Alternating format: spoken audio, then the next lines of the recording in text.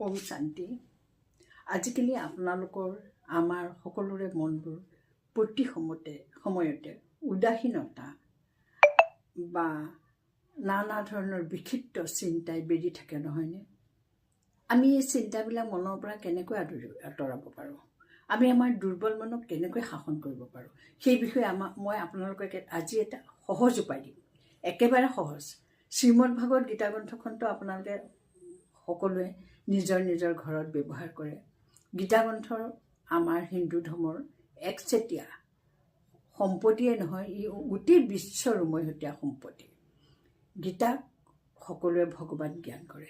সেই গীতাৰ ভিতৰত এনে এটা শব্দ আছে, সেই শব্দটোৱে আমাৰ জীৱনটো সম্পূৰ্ণ সলনি কৰি দিব পাৰে। এই বিষয়ে মই আপোনালোকৰ লগত কথা পাতিবলৈ লৈছোঁ আৰু আপোনালোকক আমাৰ চেনেললৈ স্বাগতম জনাইছোঁ। আমি সকলোৱে জানো, অগ্নি অৰ্থাৎ জুইত কোনো বস্তু ঢালিলে সেই বস্তুটোৰ ৰূপ ৰং সলনি হয়। আমি আমাৰ সংকল্পৰ জুই, সংকল্পৰ শক্তি নি কোনো এঠাইত যদি আমি ঢালি দিওঁ, তেতিয়া সংকল্প হৈছে মনৰ বিচাৰ, মনৰ ভাৱনা। আমাৰ ভাৱনাখিনি যদি আমি ক'ৰবাত প্ৰয়োগ কৰোঁ, কেনেকৈ প্ৰয়োগ কৰিম? প্ৰয়োগ কৰিনো আমাৰ কি লাভ হ'ব? আমি সেই বিষয়ে কথা পাতিছোঁ। এতিয়া আমি যেতিয়া যোগাগ্নি শব্দটো ব্যৱহাৰ কৰোঁ, অগ্নিৰ ঠাইত যোগাগ্নি। যোগাগ্নি হ'ল আত্মা, যোগ হ'ল আত্মা আৰু পৰমাত্মাৰ মিলন, বা যোগ হ'ল একত্ৰীকৰণ, বা যোগ হ'ল সংযোগ। আমাৰ মনক যদি আমি পৰমাত্মা অৰ্থাৎ ভগৱানৰ লগত সংযোগ কৰোঁ, ভগৱানৰ মনৰ লগত, পাৰিম জানো? মই কওঁ নিশ্চয় পাৰিম। যোগ আমি যেতিয়া ভগৱানৰ লগত আমাৰ মনক সংযোগ কৰিলোঁ, তেওঁৰ গুণবিলাক আমাৰলৈ গুচি আহিলে। আমি ধৰক কিছুমান নেতিবাচক অপ্ৰয়োজনীয় কথা পাতি আছোঁ, পাতি এসময়ত আমাৰ নিজৰে বিৰক্তি লাগি যায়। এইবিলাক কথানো আমি কেলৈ পাতিছোঁ? এইবিলাকে মোৰ লছহে কৰিলে। আজিৰ দিনটো মই তেওঁৰ লগত বহি এনেকুৱা কথাবোৰ পাতিবলৈ ল'লোঁ যে মোৰ সময়খিনিয়ে খৰচ হ'ল বা সময়খিনি অবাবতে নষ্ট হ'ল। আমি এইবিলাক কথা পতাই মোৰ ভুল হৈছিলে। তেতিয়া মই কি কৰিলোঁ? মই আহি পেলাই বহি ল'লোঁ, বহি লৈ ভগৱানক চিন্তা কৰিলোঁ, মোৰ মনৰ লগত তেওঁৰ মনৰ সম্পৰ্ক স্থাপন কৰিলোঁ। সম্পৰ্ক স্থাপন কৰাৰ লগে লগে যিহেতুকে তেওঁ লাইট, পোহৰ, ময়ো পোহৰ, মই আত্মাটো পোহৰ, জীৱটো পোহৰ, এক পোহৰ। শৰীৰৰ পৰা যেতিয়া পোহৰটো নাইকিয়া হয়, শৰীৰটো নিস্তেজ হৈ যায়। সেইদৰে সেইকাৰণে মই মোৰ পোহৰখিনি, মনৰ পোহৰখিনি নি তেওঁক ঢালি দিলোঁ, তেওঁৰ ওপৰত ঢালি দিলোঁ। যেনেদৰে চায়েন্সৰ লাইট আহি পেলাই ৰে ৰূপে শৰীৰত পৰে। বিজ্ঞানে কি কৰে? ৰে দিয়ে শৰীৰত। ৰে দি পেলাই কি কৰে?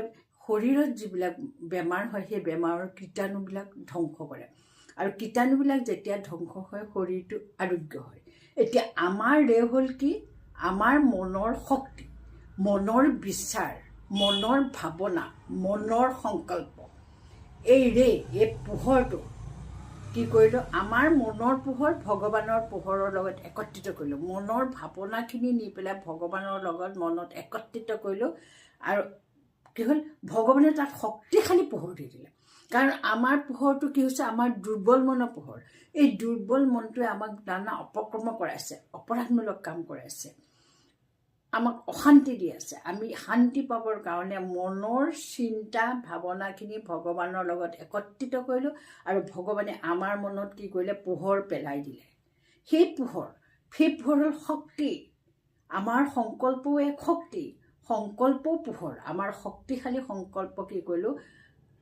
ভগৱানৰ লগত যোগ কৰিলোঁ, তেওঁৰ লগত আমি একত্ৰ হ'লোঁ। একত্ৰ হৈ আমাৰ সংকল্পখিনি ভগৱানক যেতিয়া চিন্তা কৰিলোঁ, ভাবিলোঁ, আমাৰ সংকল্পখিনি তেওঁৰ ওচৰত পহুচাই দিলোঁ। তেওঁক গ্ৰহণ কৰি ল'লে। তেওঁ গ্ৰহণ নকৰাকৈ নাথাকে। আমাৰ মনটো কি হ'ল? স্থিৰ কৰি ল'লোঁ। মনটো স্থিৰ কৰি ল'লোঁ, আৰু যেতিয়া তেওঁক দিলোঁ, তেওঁ সেইখিনি গ্ৰহণ কৰিলে। গ্ৰহণ কৰি আমি যিখিনি বিচাৰিছোঁ সেইখিনি আমাক দি দিলে। তেওঁৰ পৰা শক্তিশালী আমাক গুণ দিলে, জ্ঞান দিলে, যে আমি আমাৰ বেয়াবিলাক ত্যাগ কৰিব পাৰিলোঁ। এদিন নহয়, দুদিন নহয়, সদায় ব্ৰহ্ম মুহূৰ্তত, সন্ধিয়া সময়ত বা যিকোনো সময়তে আমি মনটো তেওঁৰ লগত একত্ৰ কৰি ৰাখিলোঁ, আমি তেওঁৰ লগত সংযোগ কৰি ৰাখিলোঁ, আমি কামবোৰ কৰি গ'লোঁ। ঘৰৰ কাম বা অফিচৰ কাম বা যিকোনো কামেই আমি কৰি থাকিলোঁ। এনেদৰে কৰোঁতে কৰোঁতে আমাৰ মনলৈ কি হৈছে, আমি এই যে অদৰকাৰী কথা পৰশ্ৰীকাতৰ বা লোকৰ দুখচৰা বা নিজৰ মনলৈ অহা বিক্ষিপ্ত ভাৱসমূহ আমাৰ মনৰ পৰা লাহে লাহে নাইকিয়া হৈ গ'ল। সেইকাৰণে মই আপোনালোকক ক'ব খোজোঁ, বিজ্ঞানে শৰীৰৰ চিকিৎসা কৰে, কিন্তু মনে কি কৰে, আত্মাৰ চিকিৎসা কৰে। আমাৰ মনটো আত্মাত আছে, জীৱটোত আছে। জীৱটো গুচি গ'লে মনটো লগতে গুচি যায়। আমাৰ বুদ্ধিখিনিও লগতে যায়, আমাৰ সংস্কাৰৰ লগতে গুচি যায়। আমি বেলেগ এঠাইত জন্মগ্ৰহণ কৰোঁ, সেইখিনি আকৌ নতুন এটা শৰীৰত সোমাই পৰে। মনেৰে আমি শক্তিশালী ভাৱনা পঠিয়ালোঁ, ঈশ্বৰে সেই ভাৱনাখিনি ধৰি ল'লে। আমি পঠিওৱাৰ লগে লগে ঈশ্বৰে আমাৰ মনটোক ঈশ্বৰে স্পৰ্শ কৰি দিলে। স্পৰ্শ কৰাৰ লগে লগে আমাৰ মনটো সলনি হৈ গ'ল, এক স্থিৰ নিৰ্দিষ্ট হৈ গ'ল।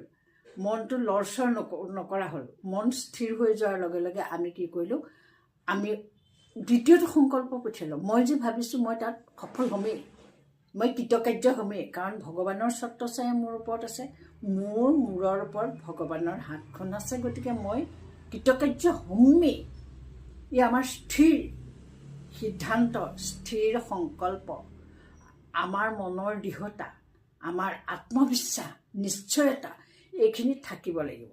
তেতিয়া কি ক'ব, আমাক ভগৱানে পোহৰ দেখুৱাব, পোহৰৰ ৰাজ্যলৈ লৈ যাব। ইমান দিনে মই কান্দি কাটি আছিলোঁ, দুখ কৰি আছিলোঁ, মোৰ কি হ'ব কি নহ'ব, এই ভাৱনাবিলাক সম্পূৰ্ণ মনৰ পৰা নাইকিয়া কৰি দিব। এতিয়া আমি গীতাৰ কথা কৈ আছোঁ। গীতাত এটা শব্দ আছে, সেই শব্দটোৱে হৈছে আমাৰ মনক চাৰ্জ কৰা শব্দ। যেনেকৈ আমি ফোনটো যেতিয়া ডিচাৰ্জ হয়, তেতিয়া আমি কি কৰোঁ, কাৰেণ্টত দিওঁ, ফোনটো চাৰ্জ হয়।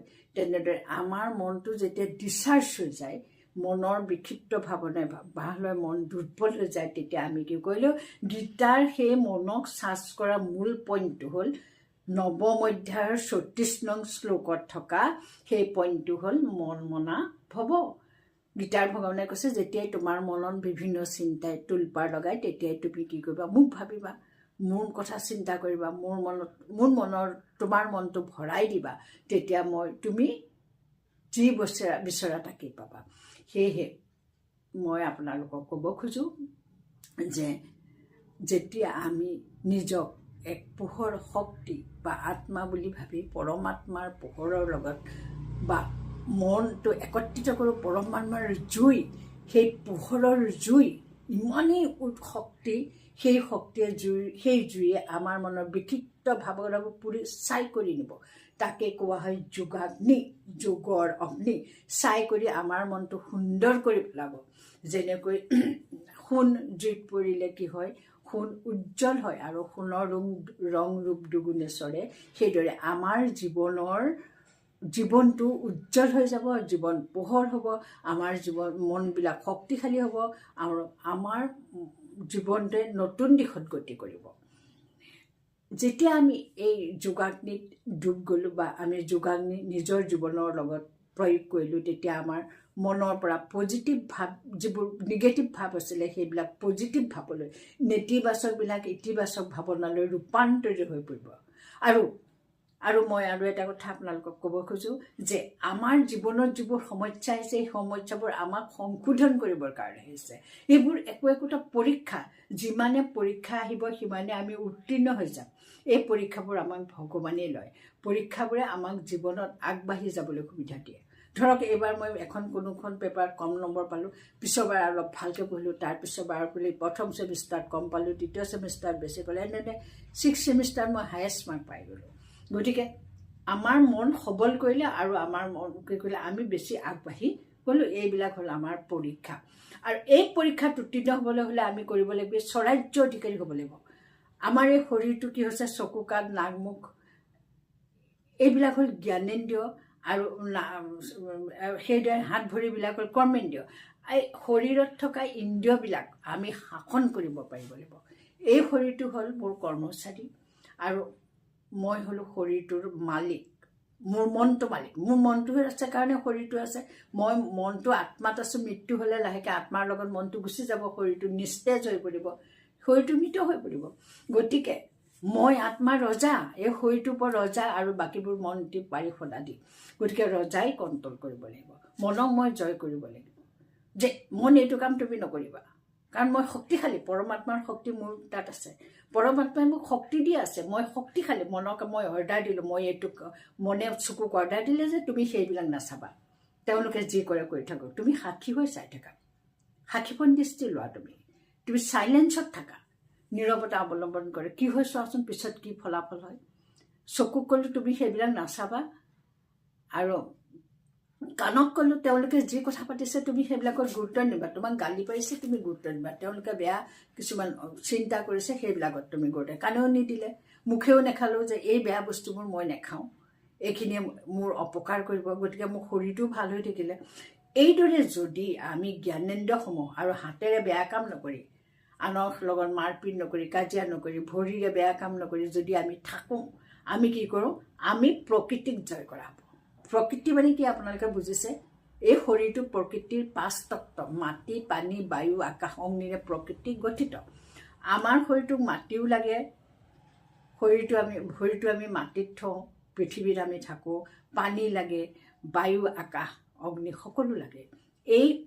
আমি যেতিয়া শৰীৰটো অংগবিলাকৰ প্ৰত্যেকটো অংগত এনেদৰে প্ৰকৃতিৰ 5 তত্ত্ব আছে, গতিকে আমি শৰীৰটোৰ অংগবিলাকক, কৰ্মেন্দ্ৰিয় জ্ঞানেন্দ্ৰিয়সমূহক যদি কণ্ট্ৰল কৰিব পাৰোঁ, আমি প্ৰকৃতিক জয় কৰা হয়। সেইকাৰণে গীতাত কৈছে যে তুমি প্ৰকৃতিক দাসী কৰা, তুমি তোমাৰ কথা মতে চলিব লাগিব। গতিকে আমি যেতিয়া প্ৰকৃতিৰ গঠিত শৰীৰটোক অংগবিলাকক দাস বনালোঁ, তেতিয়া আমাৰ জীৱনটো কি হ'ল, ৰং ৰূপ চৰি আহিল, বা আমাৰ জীৱনটোৱে শুদ্ধ পথে গতি ল'লে। কেতিয়াবা আমি দেখিছোঁ যে প্ৰকৃতিয়ে দিয়া অংগবোৰে মোক কি কৰিছে, অপৰাধমূলক কাৰ্য কৰাইছে। চকুৱে মোক কিছুমান চকুৱে কেতিয়াবা অপৰাধী বনাইছে, কেতিয়াবা হাতেৰে বনাইছে, কেতিয়াবা কাণেৰে বনাইছে, বা মুখেৰে মই অপপ্ৰয়োগ কৰিছোঁ, এনেকুৱা ধৰণৰ কাৰ্য কৰিছে। এতিয়া আমি অপৰাধমূলক কাৰ্যৰ পৰা হাত সাৰিলোঁ, মনৰ দুৰ্বলতাবিলাক নাইকিয়া হ'ল, আৰু আমাৰ কি হ'ল, আৰু এই জীৱনলৈ অহা পৰীক্ষাবোৰ পাছ কৰি গ'লোঁ। সেয়েহে মই আপোনালোকক কওঁ যে শ্ৰীমদ ভাগৱত গীতাৰ মন মনা ভৱ মন্ত্ৰটোক আমি যিহেতুকে যাদু মন্ত্ৰ বুলি কওঁ, এই যাদু মন্ত্ৰটো সদায় লগত ৰাখক।